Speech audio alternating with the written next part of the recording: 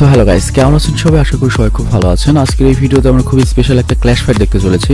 যে ক্ল্যাশ ম্যাচটিতে মুখোমুখি হয়েছিলেন অ্যারাবিয়ান সার্ভারের সবচেয়ে dangerous pro player white 444, Brazilian সার্ভারের নাম করা প্রো প্লেয়ার ব্ল্যাক এন্ড 444 এর বিরুদ্ধে। তো হোয়াইট 444 সম্পর্কে নতুন করে আর বলার কিছু নেই। মরক্কান এই ফ্রি ফায়ার প্রোকে বর্তমানে অ্যারাবিয়ান সার্ভারের সবচেয়ে ডেঞ্জারাস প্লেয়ার বলে মানা হয় এবং তাকে বলা হয় ক্ল্যাশ ম্যাচ কিং। এবং হোয়াইট 444 এর সামনে অনেক বড় বড় প্রোদেরও আমরা অসহায়ভাবে হারতে দেখেছি, যেমন হোয়াইট 444 এর আগে সিব্লাসকে 7-0 হারিয়েছিলেন। এছাড়াও ব্রাজিলিয়ান সার্ভারের সবচেয়ে নাম করা মোবাইল প্রো প্লেয়ার নুব্রুকে 7-0 হারিয়েছিলেন। তো এই ব্যাপারগুলো নিয়ে হোয়াইট 444 সম্পর্কে এরকম বলা যায় যে হোয়াইট 444 এর সাথে যত বড় প্রো প্লেয়ারই 1vs1 খেলুক না কেন, ম্যাচ যদি স্ক্রিপ্টেড না হয় তাকে হারতেই হবে এবং হোয়াইট 444 এর সামনে তিনি কতটুকু ব্যবধানে হারবেন সেটাই দেখার বিষয়। তো এর জন্য আপনি হোয়াইট 444 কে বলতে পারেন যে atom bomb of Free Fire. আর অন্যদিকে ব্ল্যাক এন্ড 444 হচ্ছেন ব্রাজিলের অন্যতম জনপ্রিয় একজন ফ্রি ফায়ার প্রো এবং তিনি অনেক পুরনো একজন প্লেয়ার এবং তার ইউটিউব চ্যানেলেও 2 মিলিয়নের উপর সাবস্ক্রাইবার রয়েছে। তবে ব্ল্যাক এন্ড 444 হয়তো ফ্রি ফায়ার খেলা বাদ দিয়ে দিয়েছেন, কারণ তার চ্যানেলে সর্বশেষ ভিডিও আপলোড হয়েছিল আজ থেকে 8 মাস পূর্বে। যাই হোক, ব্ল্যাক এন্ড 444 কে ব্রাজিলিয়ান সার্ভারের অন্যতম লিজেন্ড বলে মানা হয় এবং তার একটা আলাদা সম্মান রয়েছে ব্রাজিলিয়ান সার্ভারে।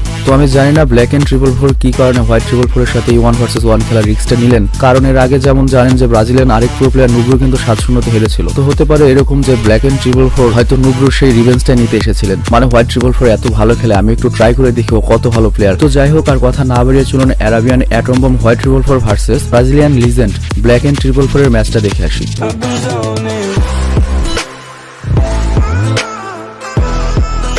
So the gameplay is going to be started now. আর এখানে একটা বিষয় উল্লেখ্য, ব্ল্যাক এন্ড 444 মানে ব্রাজিলিয়ান এই প্রো প্লেয়ার, উনি কিন্তু তার খেলা বাদ দেওয়ার 7 মাস পরে এই খেলাটি খেলেছিলেন।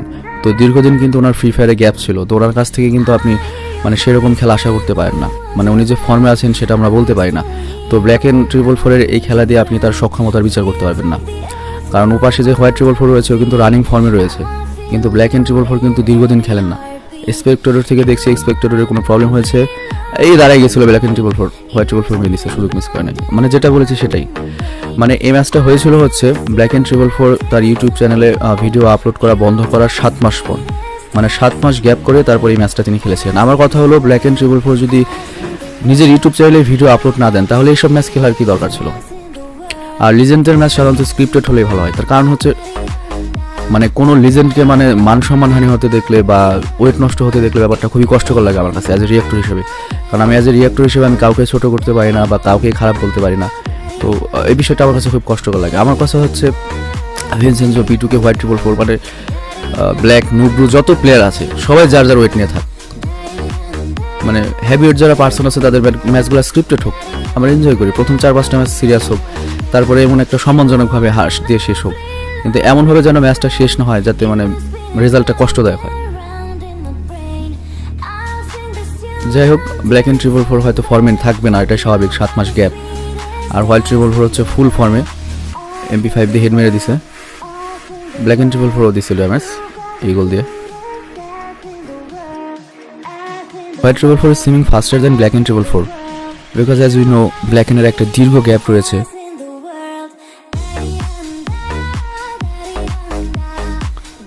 হোয়াইট 444 কিন্তু অ্যাটাকের মধ্যে আছে বরাবরই, ব্ল্যাক এন্ড 444 শুধু মানে সার্ভাইভ করছে।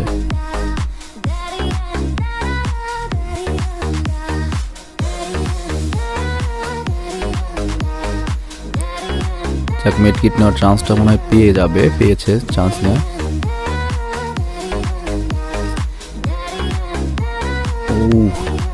ব্ল্যাক এন্ড তো ভালোই ড্যামেজ দিছিল,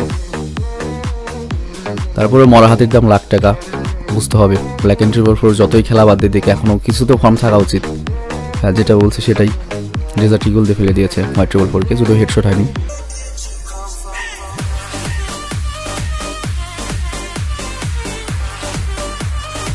আমি কিন্তু এবার কাউকেই সাপোর্ট করছি না কিংবা কাউকেই মানে ছোট করছি না, আমি দুজনেরই ফ্যান, মানে যত লিজেন্ড আছে আমি সবারই ফ্যান, আমি চাই না কেউ ছোট হোক। এবার ইগল ভার্সেস ইগল,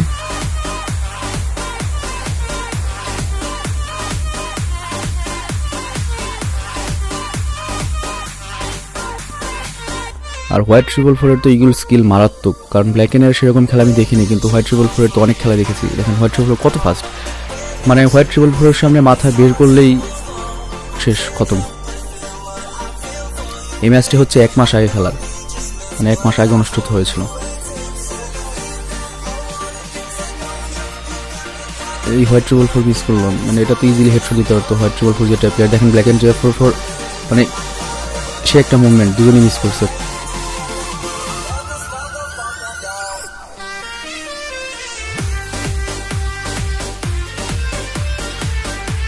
দাঁড়িয়ে যায়, মানে black and triple four hot করে মানে দাঁড়িয়ে যায়, দুজনেই পিসি প্লেয়ার। হেডশট মেরে দিচ্ছে। আপনি লক্ষ্য করেছেন হয়তো ব্ল্যাক এন্ড কিন্তু দাঁড়িয়ে গেছিল মাঝখানে, মানে থম ধরে দাঁড়িয়ে গেছিল।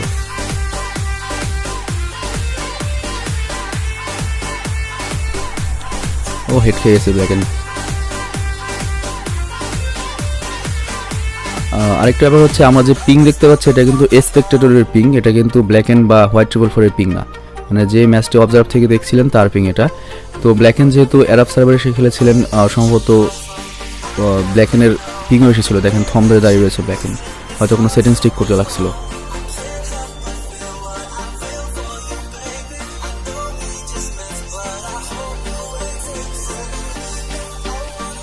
আর হোয়াইট ট্রিপল ফোর খুবই নির্দয় ভাই, তার সামনে যেই থাক কোনো দয়ামা নাই। হোয়াইট ট্রিপল ফোর মানে কোনো বেশিরভাগ ম্যাচে আর স্ক্রিপ্টেড হয় না আর কি, ডাইরেক্ট অ্যাকশন, যে তোমার কত ক্ষমতা আছে আমার কত ক্ষমতা আছে আসলেই। খুবই অ্যাগ্রেসিভ, মানে এই জন্যই অ্যাটম বম। তবে ইদানিং বয়স হচ্ছে, এখন আস্তে আস্তে খেলছে আর কি স্ক্রিপ্টেড ম্যাচ। যেমন মরো 777-এর সাথে একজন ম্যাচটা হচ্ছে, ওটা স্ক্রিপ্টেডই ছিল, তাহলে হোয়াইট ট্রিপল ফোরের হারার কথা না।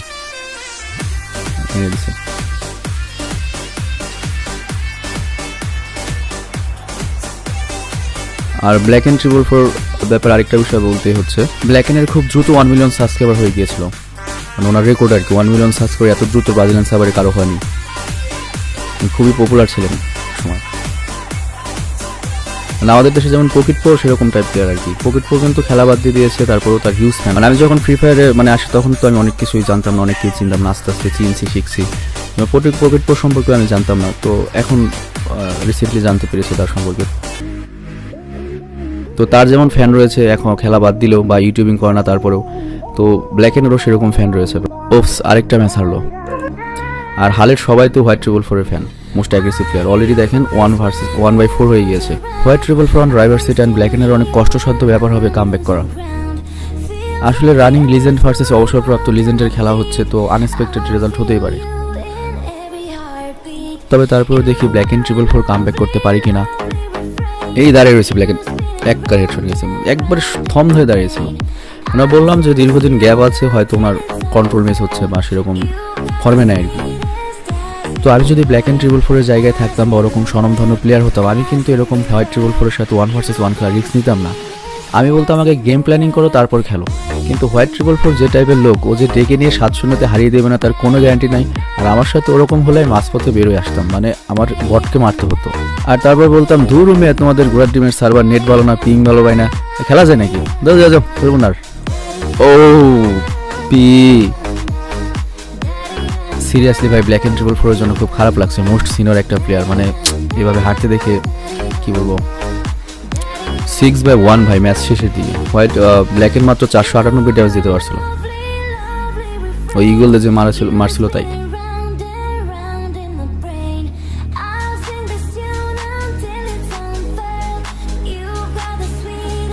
বেচারা এই মুহূর্তে মানে যখন খেলতে বসছিল কি একটা অবস্থায় বসছিল, এত সিনিয়র একটা প্লেয়ার, মানে কি একটা অবস্থা হয়েছিল ব্ল্যাক এন্ড ট্রিপল ফোরের, আই জাস্ট কান্ট ইমাজিন। আর হোয়াইট ট্রিপল ফোরের তো হারানোর কিছু নেই, কারণ একে তো ইয়াং নতুন প্লেয়ার। তারপর যাই হোক, মানে যেভাবে হোক, মানে ব্ল্যাক এন্ড ট্রিপল ফোরে হারলে ব্ল্যাক এন্ড ট্রিপল ফোরেরই লস বেশি। তো এত খারাপভাবে যদি হারে ভাই, ব্ল্যাক এন্ড ট্রিপল ফোরে একটু কামব্যাক করা উচিত। আর ব্ল্যাক এন্ড ট্রিপল ফোর অনেক স্লো হয়ে গেছে। এই জায়গাটিতে এসে হয়তো ব্ল্যাক এন্ডের এমন অবস্থা হয়েছিল যে অলরেডি 6/1 মানে অনেক পিছিয়ে রয়েছে, এমনিতেই একটা নার্ভাসনেস কাজ করছিল, মানে এখান থেকে কামব্যাক করার কোনোভাবেই সম্ভব ছিল। তারপরেও কিন্তু শেষের দিকে ব্ল্যাক এন্ডের মানে মুভমেন্ট স্পিড অনেক হাই ছিল। যাই হোক, এখনও যদি black and triple four comeback করতে পারে, অন্তত ম্যাচটা 4-7 বা 3-7-ও হারতে পারে, তাহলে কিন্তু মোটামুটি মানসম্মান রক্ষা হবে। পুরো ম্যাচে অ্যাটাক হোয়াইট ট্রিপল ফোরই করেছে। ব্ল্যাক এন্ডকে একবারে শেষ ভাই, একবারে শেষ করে দিয়েছে। হোয়াইট ট্রিপল ফোর আসলে সুযোগ দেওয়ার মতো পাবলিক নয়, মানে ব্ল্যাক এন্ড ট্রিপল ফোরকে মান সম্মান নিয়ে হারার সুযোগটা দিল না।